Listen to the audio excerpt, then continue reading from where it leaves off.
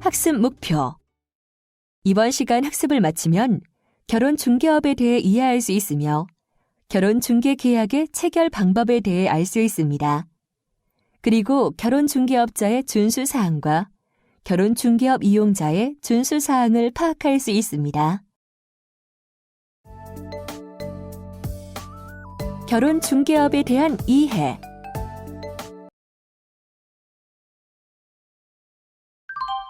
(1) 결혼 중개업의 필요성. 이번 시간에는 먼저 결혼 중개업에 대한 이해가 필요하겠는데요. 첫 번째, 그렇다면 결혼 중개업은 왜 필요한지 그 필요성에 대해서 알아보도록 할까요? 결혼 중개란 혼인 당사자인 남녀 사이에 혼인이 이루어지도록 제3자가 중간에서 서로 중개해 주는 것을 말합니다. 연애 결혼이 혼인 당사자의 사랑이 결실을 맺는 것이라면 중매 결혼은 개인의 능력과 조건의 환경적 요인이 많이 작용하게 되는데요. 오늘날처럼 사회가 다변화되고 개인주의가 발달하다 보니 중매를 통한 혼인 가능성이 낮아지고 있습니다. 그러다 보니 자연적으로 결혼 정년기에 결혼을 하지 못하는 젊은 층이 증가하면서 중매를 전문적으로 하는 결혼 중개업이 등장하게 되었는데요. 결혼 중개업자는 보수를 받고 결혼 상대방을 소개하는 전문 업체이기 때문에 결혼 중개업자의 자격을 명확히 규정하고 결혼 중개업의 이용자가 안심하고 결혼 중개를 이용할 수 있도록 법적인 뒷받침이 필요하게 되었습니다. 2. 결혼 중개업의 정의. 결혼 중개업이 무엇인지 정확하게 정의를 해보자면 수수료, 회비, 그 밖에 금품을 받고 결혼 중개를 업으로 하는 것을 말하는데요. 또한 결혼 중개란 결혼을 위한 상담 및 알선 행위를 말합니다. 이에 따라 국내 결혼 중개업자란 대한민국의 국민을 대상으로 하는 결혼 중개업을 신고한 자를 말하고 국제 결혼 중개업자란 대한민국 국민과 외국인을 대상으로 국제 결혼 중개업을 등록한 자를 말합니다. 3. 결혼 중개업의 변천 과정. 결혼 중개업이 어떻게 변화되어 왔는지 변천 과정을 살펴볼까요? 1969년도에 가정의뢰준칙에 관한 법률이 제정되면서 처음으로 결혼 중개업에 대한 법적 근거가 마련되었습니다. 1973년에 가정의뢰준칙에 관한 법률을 개정하면서 처음으로 결혼 중개업에 허가제를 도입하였는데요. 1993년에는 가정의뢰준칙에 관한 법률을 다시 개정해서 결혼 중개업을 신고제로 완화한 다음 1999년에는 가정의뢰준칙에 관한 법률을 폐지하고 결혼 중개업을 자유업으로 전환했습니다. 그러나 2007년에 들어와서 결혼 중개업에 관한 법률을 제정하여 국내 결혼 중개업은 신고제, 국제 결혼 중개업은 등록제를 다시 도입하게 되었습니다. 4. 결혼 중개업의 관리에 관한 법률. 결혼 중개업의 관리에 관한 법률 제정 배경을 살펴보면 결혼 중개업을 자유업화한 이후에 결혼 중개업에 여러 가지 문제점이 나타났는데요. 이를 관리할 수 있는 정책 수단이 없었습니다. 이런 상황에서 2000년대 들어서부터 국제 결혼이 급격히 증가했지만 인신매매성 위장 결혼, 사기 결혼, 허위 정보 등 사회 문제가 많이 발생하였고 이를 체계적으로 관리할 수 있는 법적 근거가 없었습니다. 그래서 다시 결혼 중개업에 대해서 등록제와 신고제를 도입하고 국가와 지방자치단체의 관리, 감독을 받도록 해서 결혼 중개업의 체계적인 관리가 가능하게 되었습니다. 결혼 중개업의 관리에 관한 법률을 제정한 목적을 보면 결혼 중개업을 건전하게 지도 육성하고 이용자를 보호함으로써 건전한 결혼 문화 형성에 이바지하는 것을 목적으로 하고 있는데요. 그 주요 내용은 첫째, 결혼 중개업의 체계적인 관리에 대한 필요. 둘째, 결혼 중개업자의 직업 윤리를 강화하고 셋째, 결혼 중개업자에 대한 의무가 있습니다. 결혼 중개 계약의 체결.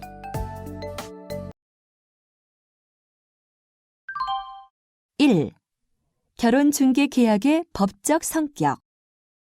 이번에는 결혼중개계약의 체결에 대해서 살펴보도록 할 텐데요.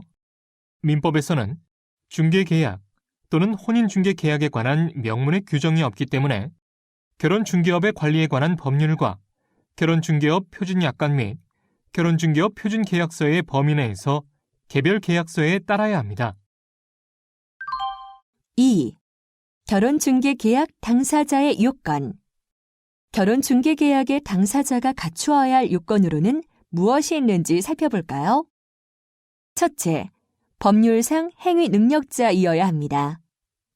결혼중개계약은 법률 행위이기 때문에 계약 당사자는 법률상 행위 능력을 갖추고 있어야 하는데요. 법률상 행위 능력이 제한되는 경우는 미성년자, 피성년 후견인, 피특정 후견인 제도가 있습니다. 둘째, 대한민국 법률상 혼인이 가능한 사람이어야 합니다. 그럼 법률에서 정한 요건을 알아볼까요? 먼저 당사자 간에 혼인 의사가 합치되어야 합니다. 혼인 의사란 진정한 혼인 의사가 있었느냐를 말하는데요. 위장 결혼으로 허위의 혼인 신고를 하면 혼인이 무효화될 수도 있기 때문입니다.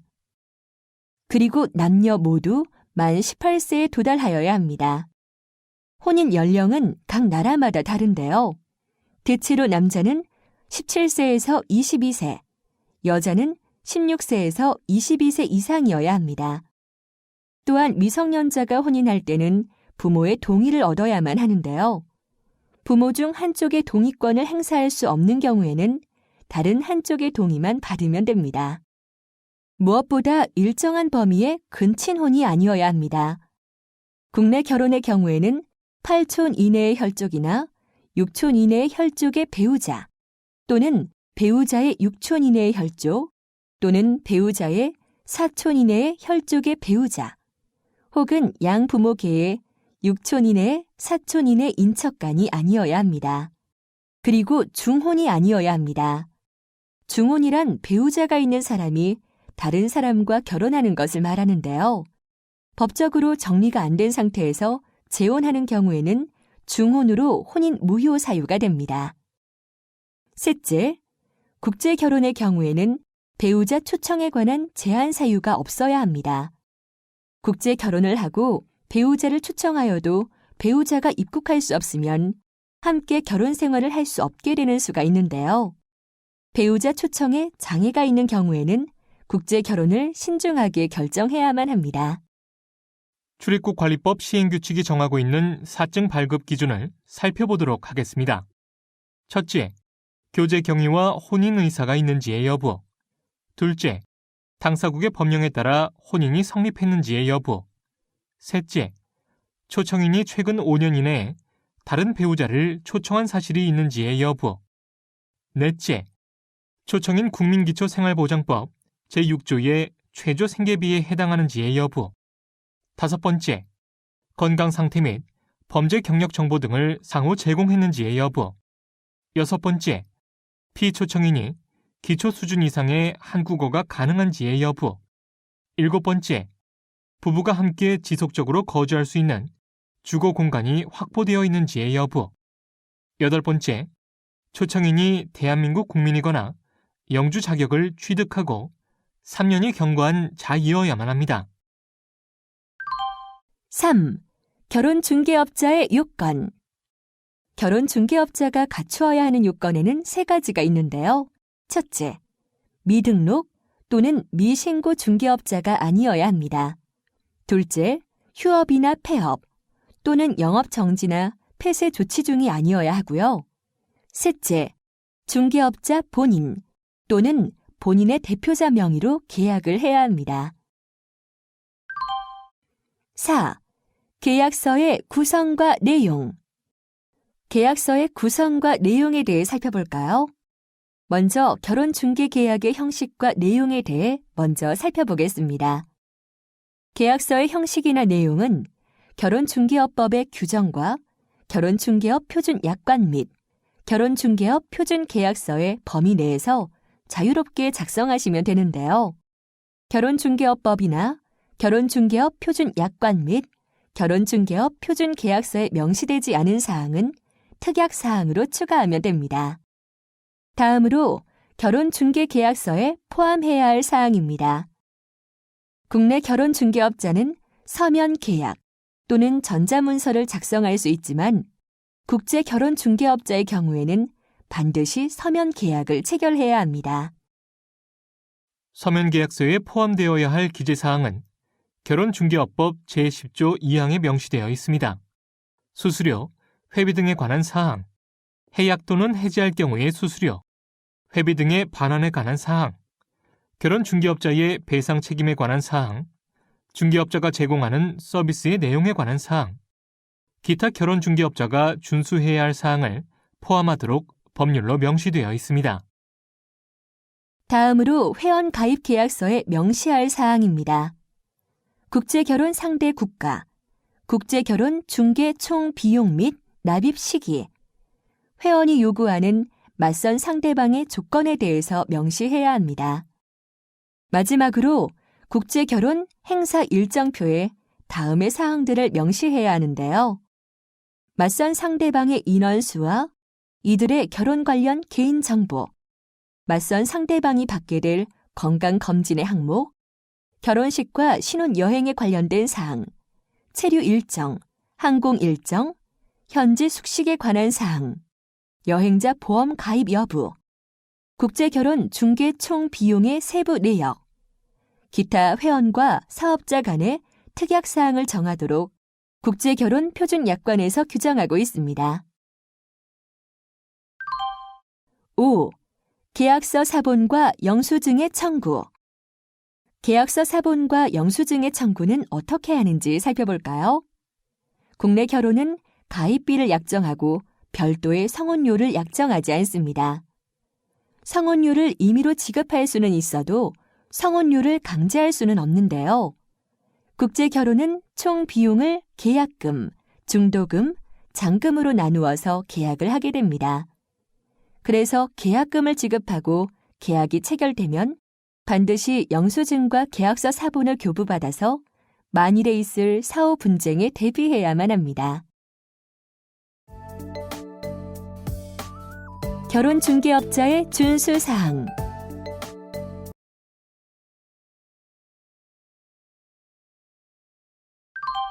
(1) 국내 결혼중개업의 신고와 변경 신고. 이번에는 결혼중개업자의 준수사항에 대해 살펴볼 텐데요.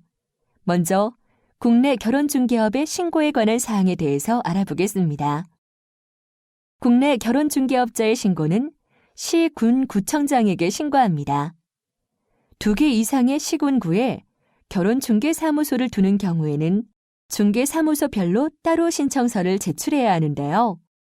국내 결혼중개업의 신고가 수리되면 시군 구청에서는 신고 필증을 교부합니다. 둘째, 국내 결혼중개업의 변경 신고입니다. 국내 결혼중개업자가 신고사항에 변경사항이 있는 경우에는 시군 구청에 변경 신고를 해야 하는데요. 변경 신고해야 할 사항은 다음과 같습니다.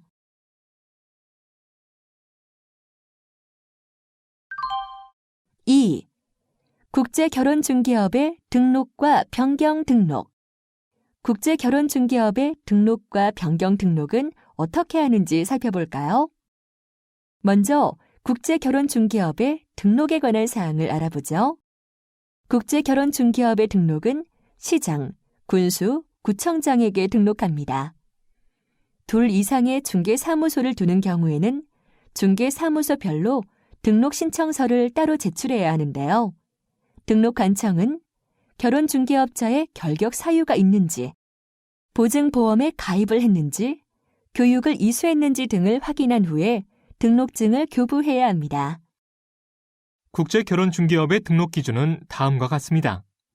건축물 대장에 기재된 건물에 중개사무소를 확보해야 하고 국제결혼중개업자 교육을 수료해야 합니다.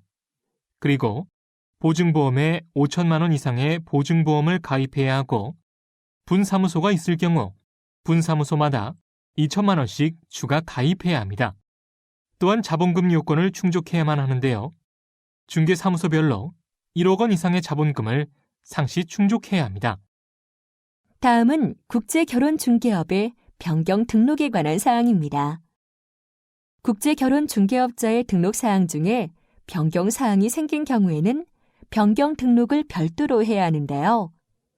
국제결혼중개업자의 변경 등록 사항은 다음과 같습니다. 중개사무소의 상호, 중개사무소의 수, 중개사무소의 소재지, 중개사무소의 대표자 및 종사자의 변경, 법인 대표자 및 임원의 변경, 자본금 요건의 변경 사항이 생겼을 경우는 변경 등록을 하셔야 합니다. 3. 결혼중개업의 휴업, 폐업 및 재개업. 결혼중개업자가 휴업 또는 폐업할 경우에는 다음 서류를 첨부해서 신고해야 합니다. 그리고 결혼중개업자가 휴업 또는 폐업하는 경우에는 반드시 기존 이용자에 대해서 동사실을 고지하고 사업 종료를 위한 조치를 해야만 하는데요. 폐업을 하는 경우에도 영업 정지 등의 사유가 있는 경우에는 폐업 신고의 수리가 거부될 수도 있습니다. 4. 결혼중개업의 결격 사유. 결혼중개업법에서 규정하고 있는 결혼중개업자의 결격 사유에 대해서 살펴볼까요? 다음에 결격 사유에 해당하는 자는 결혼중개업에 종사할 수 없습니다.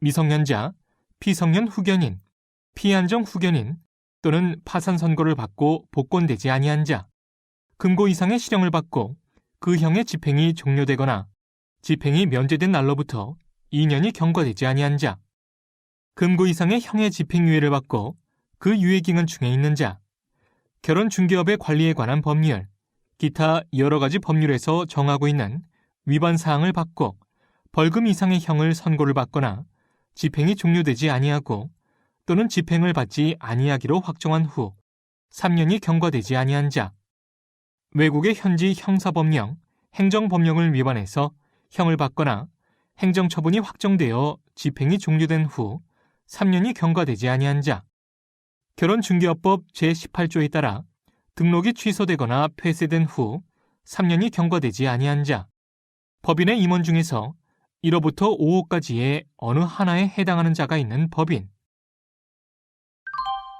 5. 결혼중개업의 겸업 금지. 결혼중개업의 겸업을 금지하는 경우도 있는데요.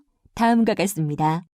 첫째, 직업안정법에 의한 직업소개사업을 하는 자. 둘째, 파견 근로자 보호 등에 관한 법률에 따른 파견사업주. 셋째, 해외 이주법에 따른 해외 이주 알선업자 등인데요. 이들의 겸업을 금지하는 사유는 국내외의 취업 알선 사업과 결혼 중개업을 동시에 하게 되면 결혼이 불법 취업의 수단으로 이용될 가능성이 높기 때문입니다. 6. 미신고, 미등록 중개 행위의 조치. 국내 결혼중개업의 신고 또는 국제결혼중개업에 등록을 하지 않고 결혼중개업을 한 사람들은 결혼중개업법에 따라서 적절한 법적 조치를 취하게 됩니다. 등록 취소, 영업소 폐쇄 명령 또는 영업정지 명령을 받고 영업을 계속한 자에 대해서는 관계 공무원이 영업소 간판이나 영업 표시물을 제거하고 해당 영업소가 위법한 것임을 알리는 게시물을 부착하고 영업시설을 봉인하거나 영업 폐쇄 조치를 할 수가 있는데요. 또한 거짓이나 부정한 방법으로 등록을 한 자 또는 등록을 하지 않고 중개 행위를 한 자, 영업 폐쇄 조치를 받고도 영업을 한 자에 대해서는 5년 이하의 징역 또는 5천만 원 이하의 벌금에 처하도록 되어 있습니다. 7.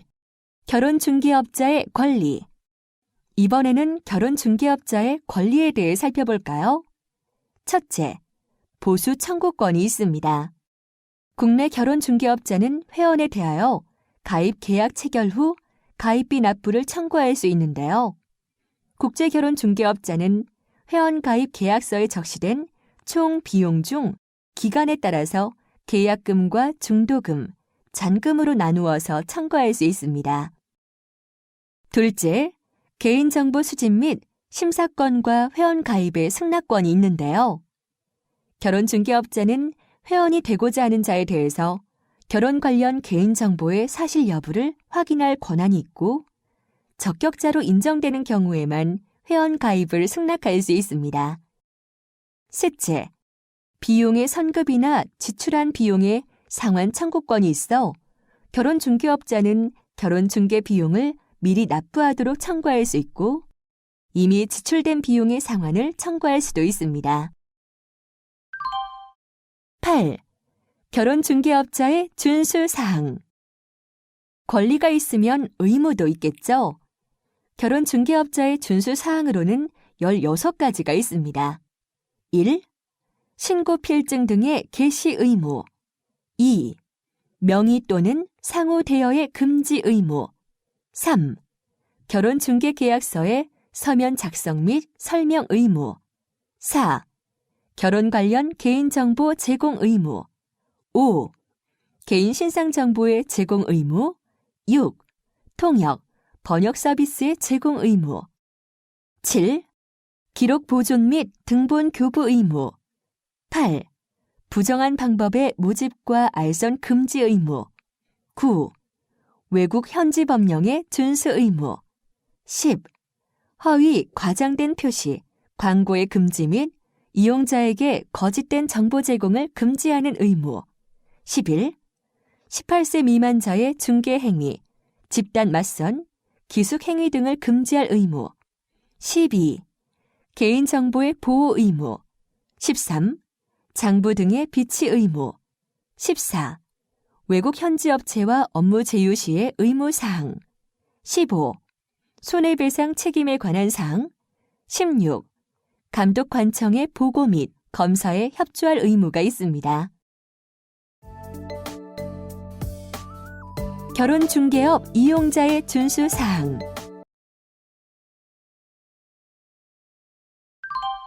1.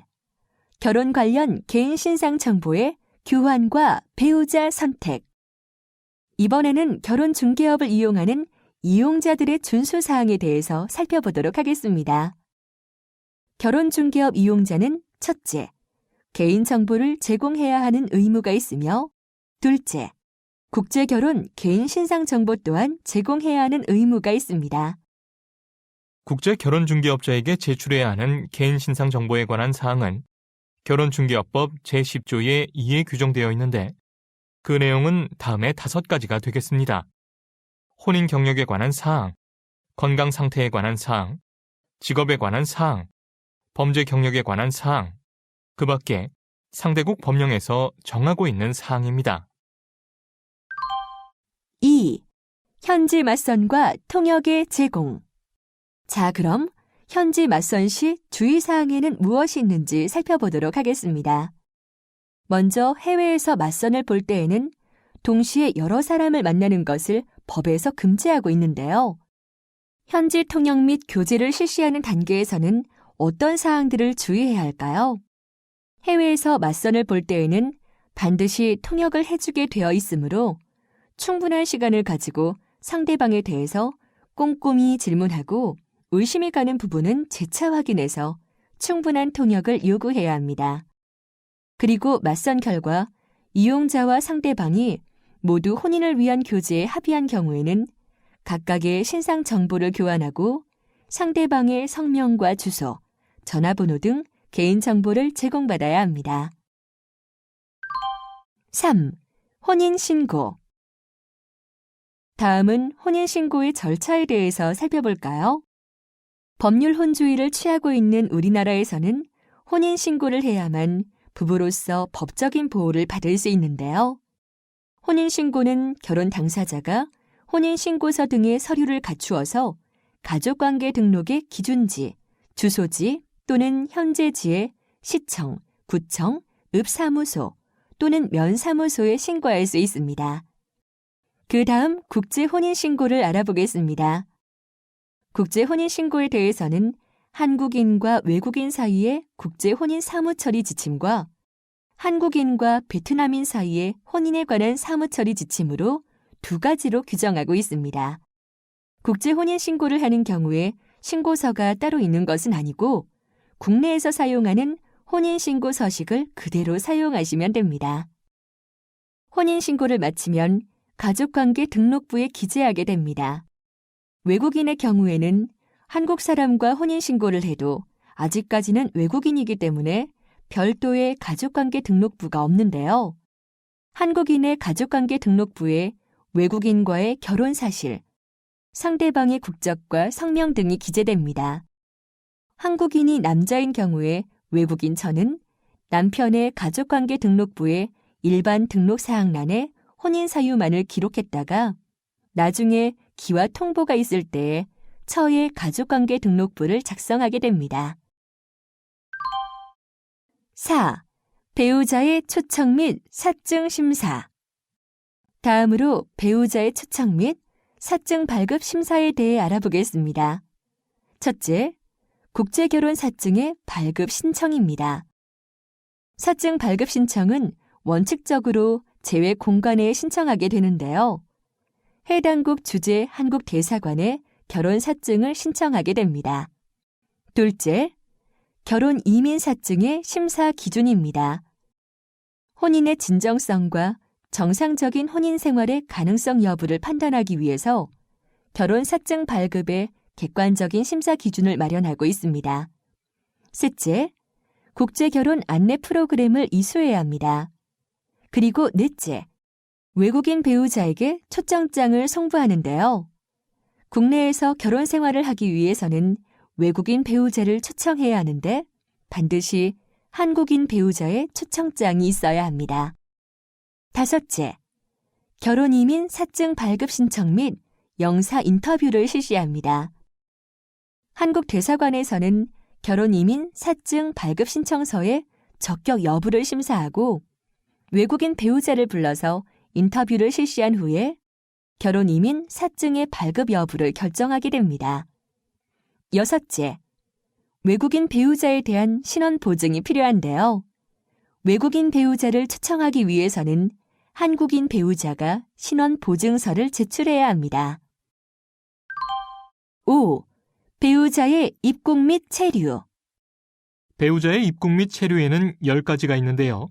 함께 살펴볼까요? 1. 비자 발급 및 입국. 2. 결혼 이민자 조기 적응 프로그램의 이수.